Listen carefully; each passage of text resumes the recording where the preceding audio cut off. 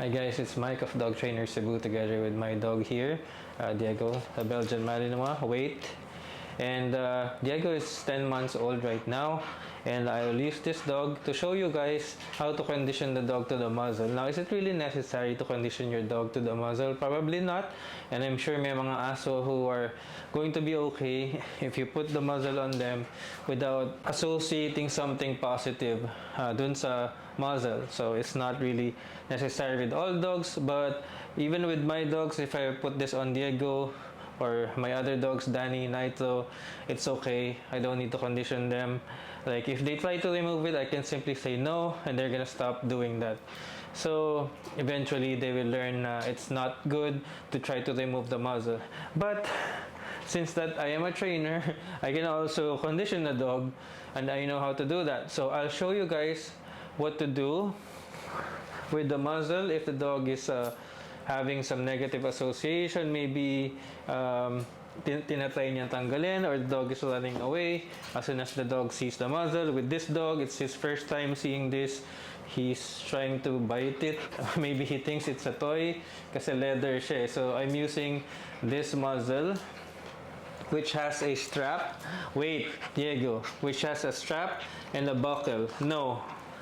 Alright, so now I'm gonna show you guys how to condition the dog sa muzzle using positive reinforcement. So there's nothing inside this. So the dog doesn't know what to do with it.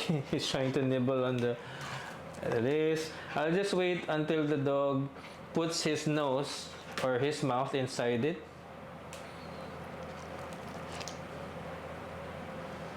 So now, I'm going to help the dog. I can put hot dogs inside, but I choose not to do that because I don't want the dog to always look for hot dogs. I want the dog to do it thinking that there will be a reward for that. So I'm trying to do indirect rewarding, meaning kailangan yung aso yung magpasok ng ilong niya sa muzzle even if walang hotdog sa loob. Pwede rin naman lagay ko yung hotdog and then I'll mark and reward that, but I'll try first muna na walang hotdog sa loob. Sit. So since hindi niya alam yung gagawin niya, ako ang magpapasok ng muzzle sa ilong. Sorry. Ako ang magpapasok ng ilong niya, ng muzzle niya sa muzzle. Okay? So I'll do it now, and then as soon as the dog's muzzle is inside the muzzle, then I'm going to mark and reward. Sit. Wait. Chip. And then, of course, we have our reward here. No, hey. Yan yung reward. Tinapon ko yung reward para mag-reset kami. Sits.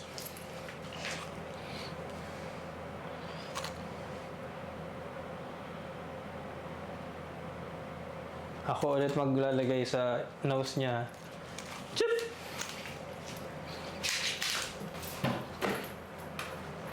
Diego. Diego. Okay. Sits. Okay. Diego. Shh. Hinahanap niya yung hotdog doon sa ilalim ng TV. Shh. Diego. No.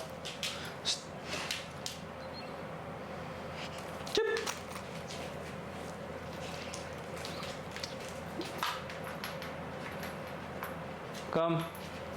Shh, no.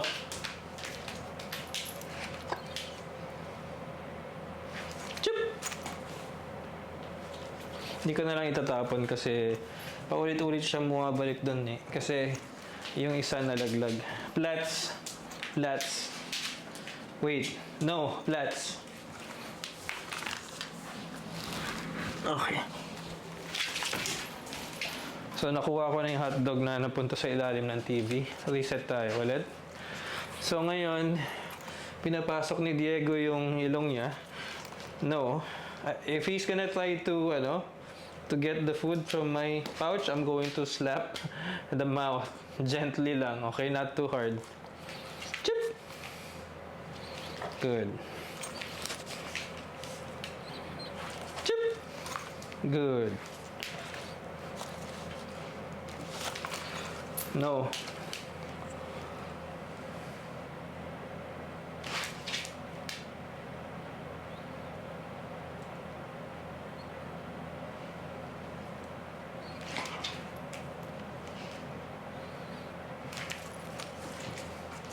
I'll put the dog's mouth all the way in, okay?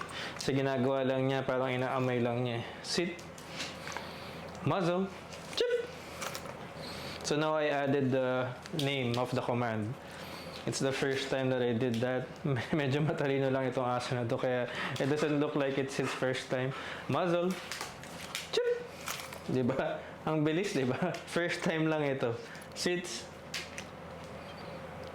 Wait. Wait. Muzzle. Chip. Good. Sits. Wait. Wait. Wait. Muzzle. Chip. Okay. Sits. Lats. Muzzle. Muzzle. Chip. Good job. Ngayon magtapan lang ako hotdog ulit para lang lumayo siya. Ayan. Muzzle. Chip. Good. Ngayon ilalayo ko naman yung muzzle. Muzzle.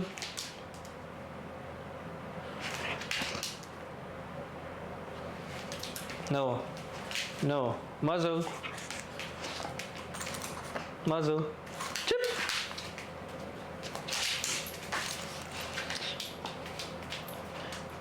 Muzzle.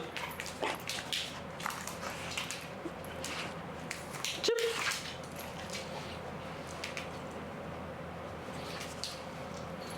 Ngayon hindi ko sasabihin yung command. Chip.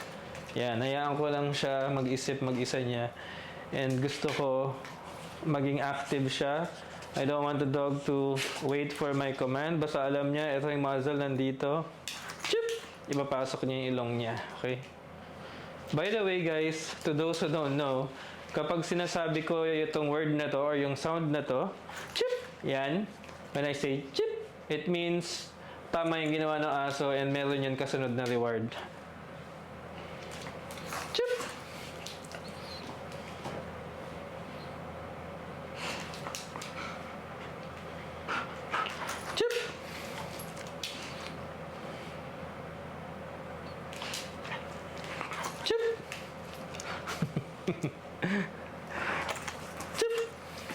Good. Iibahin ko naman. Okay. So, gagawin ko, nandito yung muzzle. Chip! Good.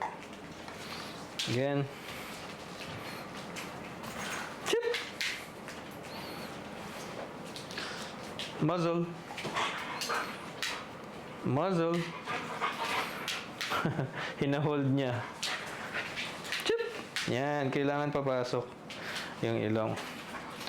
Chip!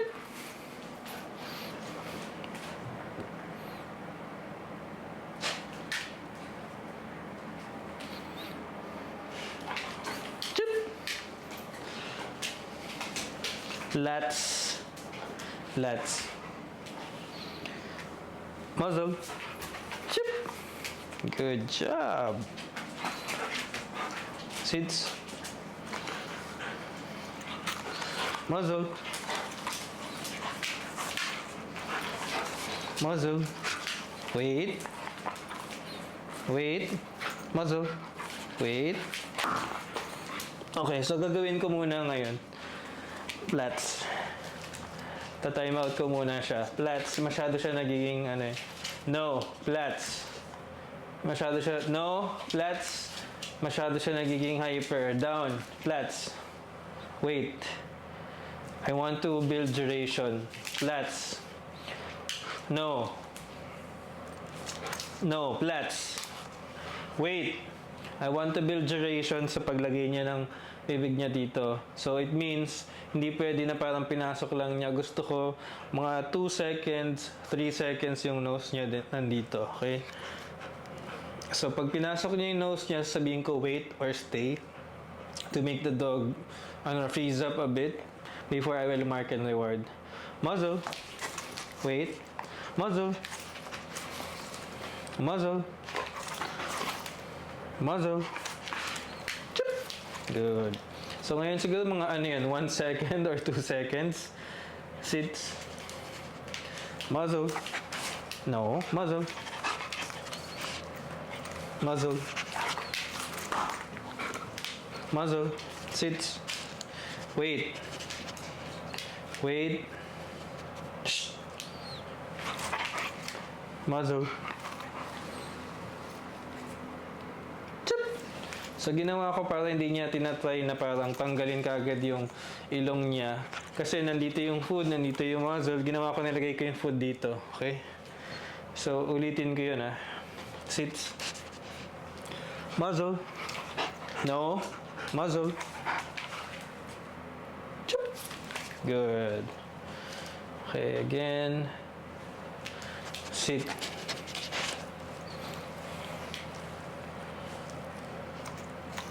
Muzzle. Muzzle. Muzzle. Muzzle. Muzzle. No. Muzzle. Good boy. So yun, siguro mga 2 or 3 seconds na yun. Sits. Muzzle. So yun, mga 3 or 4. Ayoko masyadong habaan kasi magkakamali siya. So ngayon, I only have a few pieces of hot dogs. So I'll try to make sure that I do it right. Because I don't want to end this na mali yung ginawa ng dog. Muzzle. Muzzle. No, muzzle.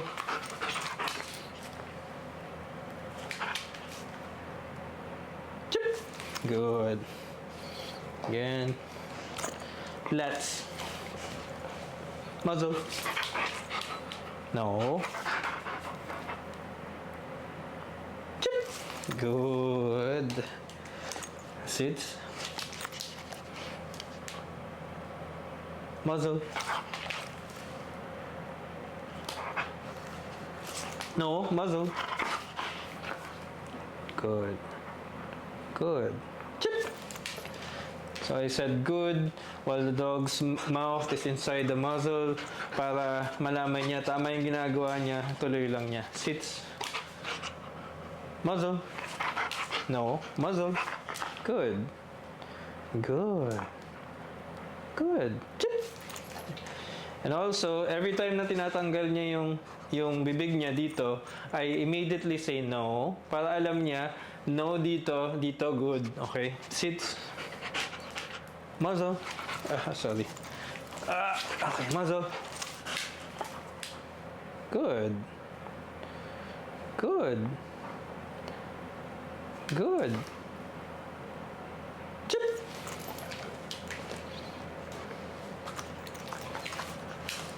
No. Muzzle.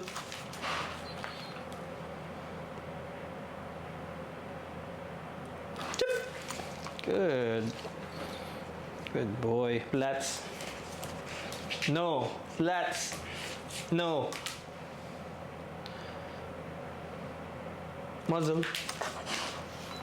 No. Muzzle. Good. Muzzle. Good. Good. Chip.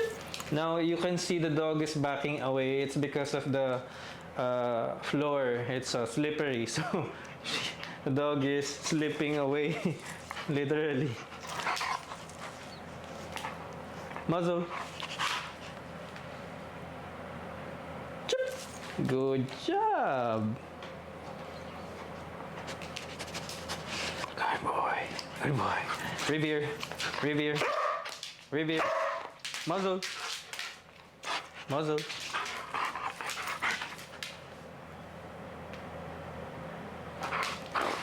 No, muzzle. Good. Good job. Good job, Diego. Plats. Muzzle. No, muzzle. Good. Chip. Good job.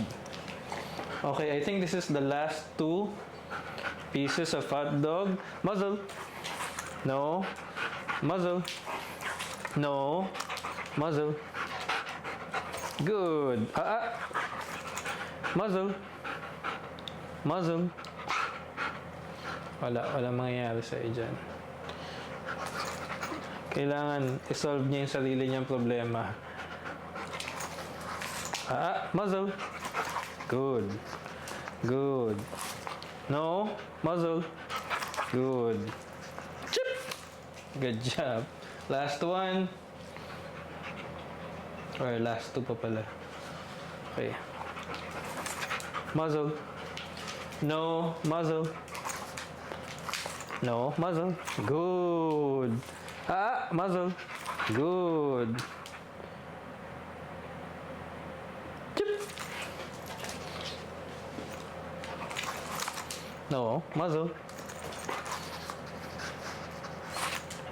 Muzzle.